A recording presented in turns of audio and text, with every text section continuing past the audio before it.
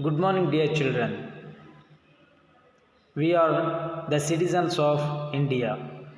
We must know a bit about our country, India. What do you know about our country? Do you know anything about its physical divisions? Well, dear students, I am going to tell you more about the physical divisions of India in the lesson Indian Physiography.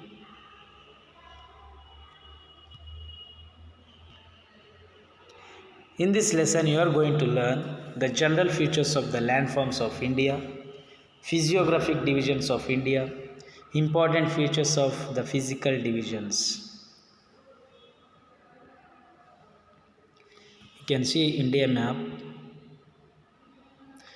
Please learn to draw India map. It is very important.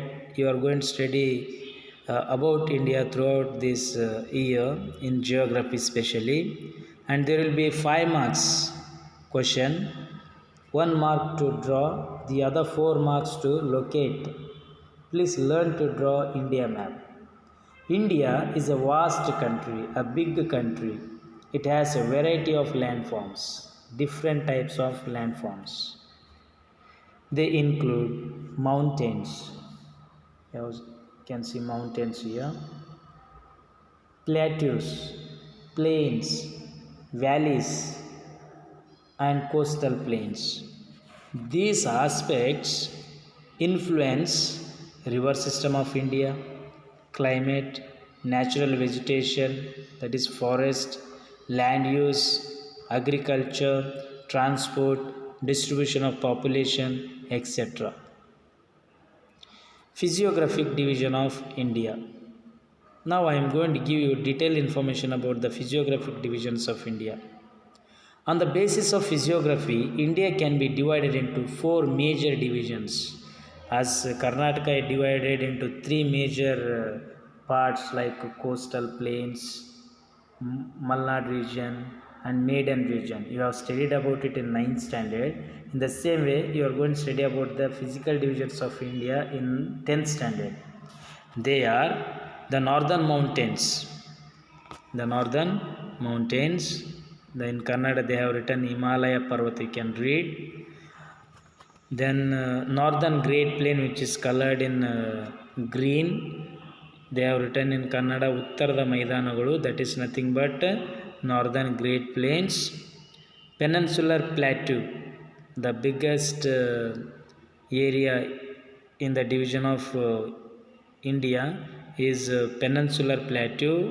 They have written in Kannada Paryaya Prasthabhumi is nothing but Peninsular Plateau.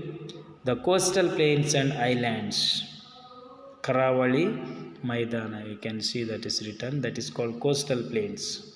We have east coast and west coast. East coast and west coast. I will tell you detail about it in the coming classes.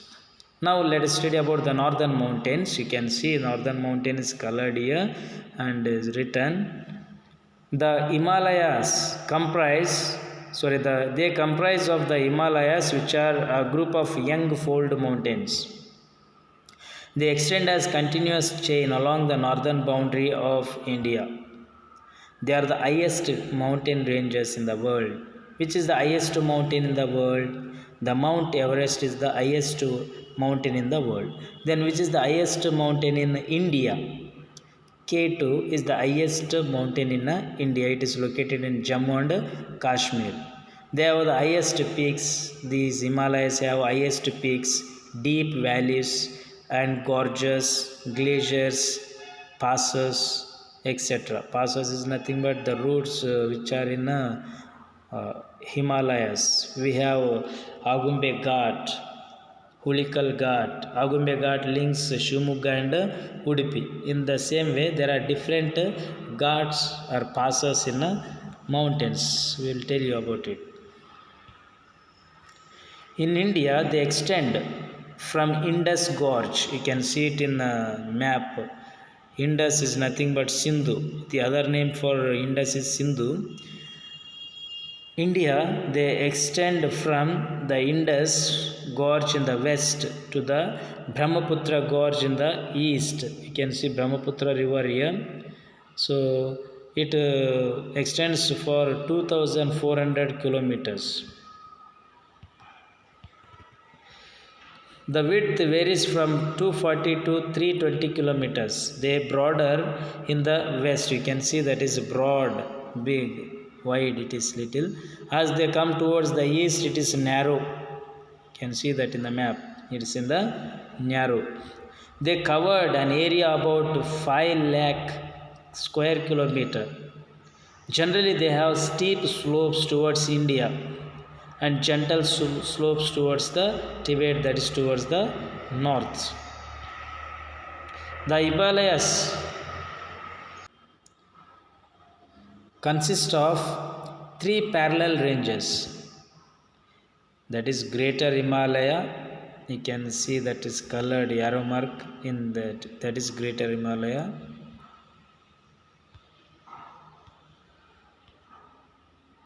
Lesser Himalaya, which is colored with yellow color, they are called Lesser Himalaya. You please remember this, they may ask in the exam to locate, so it will be helpful for you. Shivalik Hills, they are called foothills of Himalayas. You can see the green mark located. Same thing is located here. That indicates Shivalik Hills. They are the innermost continuous and highest ranges. The average height of the range is 6,100 meters. These ranges have many high peaks. Mount Everest, as I told you, it is the highest peak in the world. It is 8,848 meters height. You can see the Mount Everest here, fully covered with the snow. The other peaks are Kanchanajunga, 8,559 meters, Makulu, 8,481 meters, Dhaulagiri, 8,172 meters, Manaslu, 8,156 meters, Nanda Devi, etc. You can see the images of these pictures like Kanchanajunga, Makulu, Dhaulagiri, Manaslu, Nanda Devi. These ranges have many high peaks. They are the home of many glaciers such as Gangotri and Yamunotri glaciers. You know, Gangotri is a place where the river Ganga has taken birth, and Yamunotri is its tributary. The longest tributary of river Ganga is Yamunotri. They have taken birth in Himalayas. As I told you, there are different passes, ghats to pass from one place to the other, such as Barzil, Lozila, Shipkila, etc. These are the 3 mountain passes. The mountains lying to the north west of the Himadri are called Trans-Himalayas. There will be one question mark. What do you mean by Trans-Himalaya? The mountains lying to the northwest of Himadri is called Trans-Himalayas. They comprises of Karakoram range, where the highest peak K2 or Mount Godwin Austen.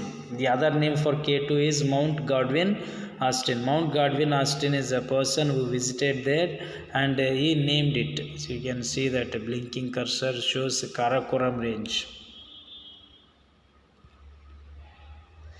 K2, you can see that here. The highest peak in India is K2, as I already told you. The Lesser Himalaya. These ranges are located to the south of the Greater Himalayas. They are also known as Himachal. The Lesser Himalayas also are called Himachal.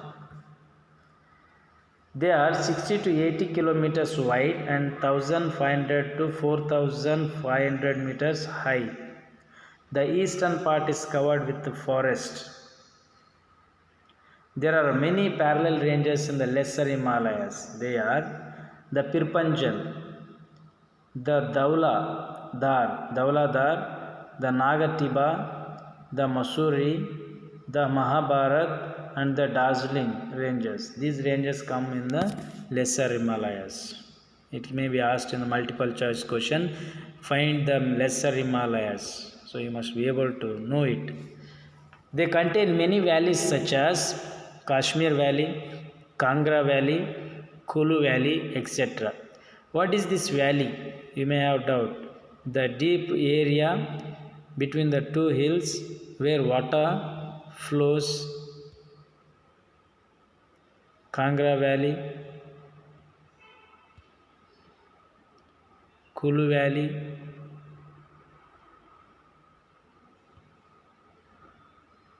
These are also noted for hill stations such as Shimla, Ranikhet, Mussoorie, Nainital, and Darjeeling.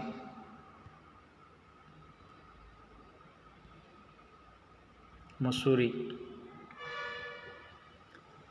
Nainital, Ranikhet, Darjeeling.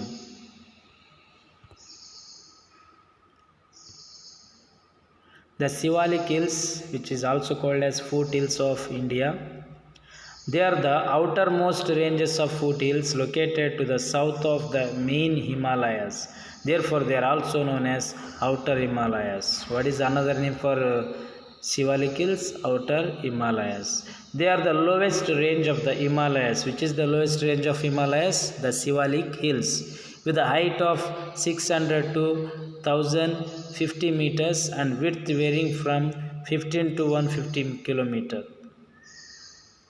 They extend from Jammu and Kashmir in the west to Arunachala Pradesh in the east. The Sivalik Hills extend from Jammu and Kashmir and ends in Arunachala Pradesh. They have flat bottom structured valleys which are known as dunes. For example, Dehradun, flat bottom. Why Himalayas are very important? Himalayas prevent foreign invasions. We have neighboring countries such as China, Pakistan, Bangladesh, Sri Lanka, and so on. These foreigners may attack India for one or the other reasons. At such a situation, the Himalayas block them invading India.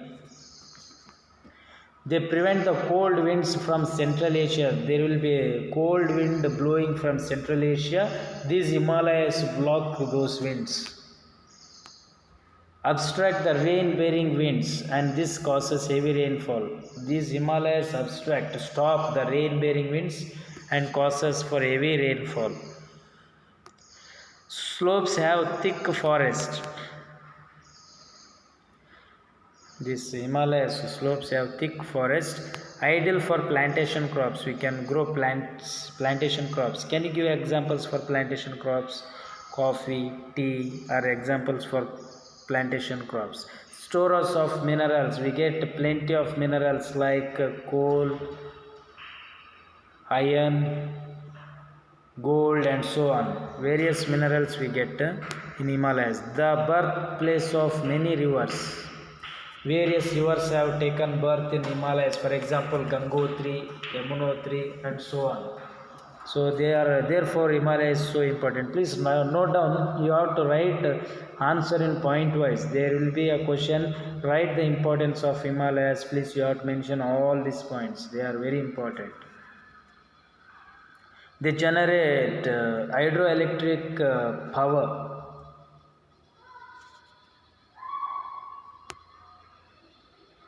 Thank you, dear students. The rest will be taught you in the next class.